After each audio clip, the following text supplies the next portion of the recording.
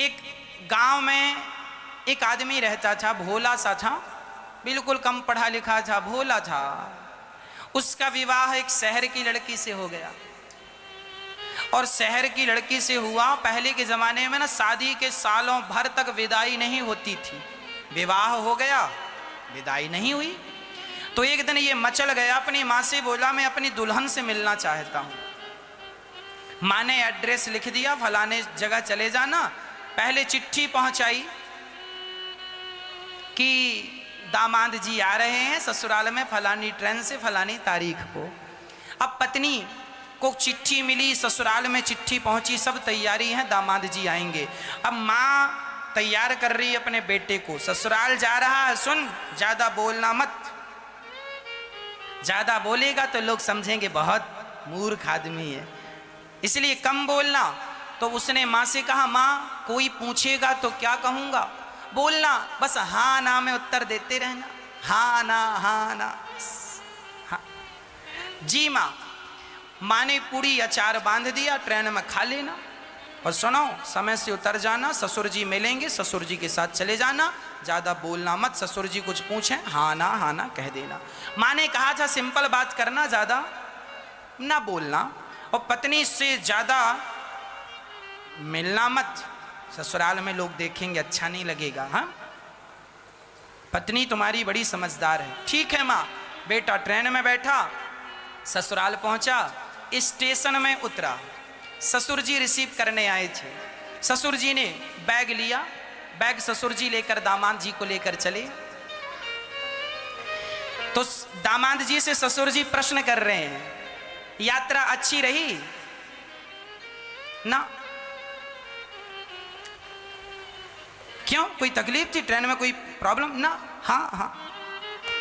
माँ ने यही कहा हाँ और ना में। अब बेचारे को ये भी नहीं पता कि हाँ कहाँ कहना और ना कहाँ कहना, बस माँ ने कहा तो हाँ और ना, तो जहां उसके ना आ जाए सो ना कह दे, जहां हाँ आ जाए तो हाँ कह दे। अब ससुर जी से बातचीत करता करता ससुराल गया। अच्छा, माँ ने ये भी कहा है कि नीचे ना बैठ जाना, ससुराल जा रहा, जरा ऊंची जगह पर बैठना। तो ससुराल गया तो उसे तो सब नीचा ही दिखा, बस आलमारी रखी थी वो ऊंची थी।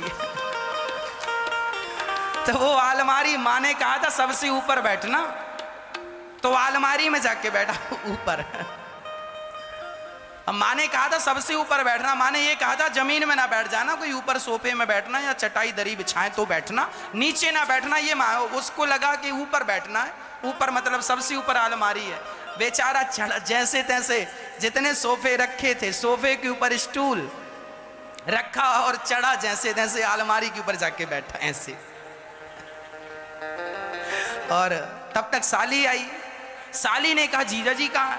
जीजा जी ने आवाज यहाँ है। अरे जीजा जी वहां ऊपर क्या बड़े मजाक किया हुआ? बोले हाँ हाँ हाँ, नीचे नहीं उतरना ना ना।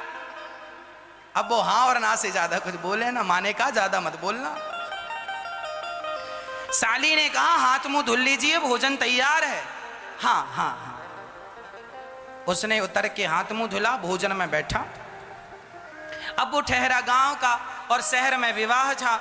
अब गांव की पूड़ियां और शहर की पूड़ियां दोनों अलग अलग होती हैं। शहर में लोग छोटी छोटी पूड़ी बनाते हैं, गांव में बड़ी बड़ी पूड़ी बनाते हैं। आपने देखा? अब वो बेचारा बड़ी बड़ी पूड़ी खाने वाला, अब उसकी पत्नी थाली लगाई और थाली लगा के परोसने लगी। उसके थाली में सब्जी अचार सब कुछ था, और पूड़ी उसने 4 रखी। तो उसने एक पूड़ी उठाई, साग लगाई और पूरी की पूरी पूड़ी खाने लगा। एक पूड़ी एक बार में खा रहा है। अब पत्नी ने दरवाजे से निकलकर इशारा किया, अब ससुर जी देखें तो वो कुछ बोले ना, साली देखे सो हंसे। अब पत्नी को लगा मेरे पति गलत कर रहे हैं, सबको हंसी आ रही है, तो इशारे से कहा उसको लगा एक नहीं दो दो कह रही है खाने को। उसने 2 पूड़ी उठाई, साग लगाई और जो खाया मुंह बड़ा ऐसे बड़ा मुंह उसका हो गया। अरे पत्नी ने फिर बोला ना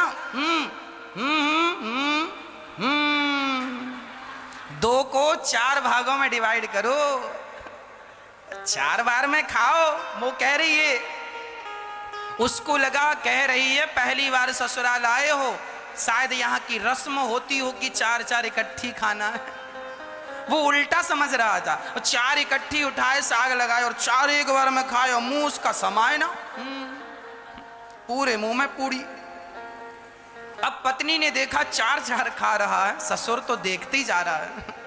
और पत्नी ने देखा, हे भगवान कैसा पति मिला, बिल्कुल अनपढ़। तो उसके पति ने कहा, अच्छा कह रही है कि पहले 4 पूड़ी उठाओ और माथे से लगाओ। तो माथे से लगाए, फिर खाए। अब खाए, अब खा पी करके उसके ससुर जी बोले चलो जरा घूम के आते हैं। घूमने चले गए तो वहां एक नदी थी। तो उसने पूछा अपने ससुर जी से, ये क्या है? बोले ये नदी है। तो ससुर जी से पूछा, ये किसने खुदवाई? तो ससुर जी ने कहा, आधी तो तेरे बाप ने खुदवाई थी, आधी हमने खुदवाई। बोले कैसे? बोले हमने आधी ऐसे खुदवाई कि हमने अपनी बेटी तेरे से ब्याही, और आधी तेरे बाप ने कि तेरे बाप ने तुझ जैसा बेटा पैदा किया, दोनों ने मिलकर खुदवाई है। तो हंसने के लिए कोई भी बहाना हो अच्छा है।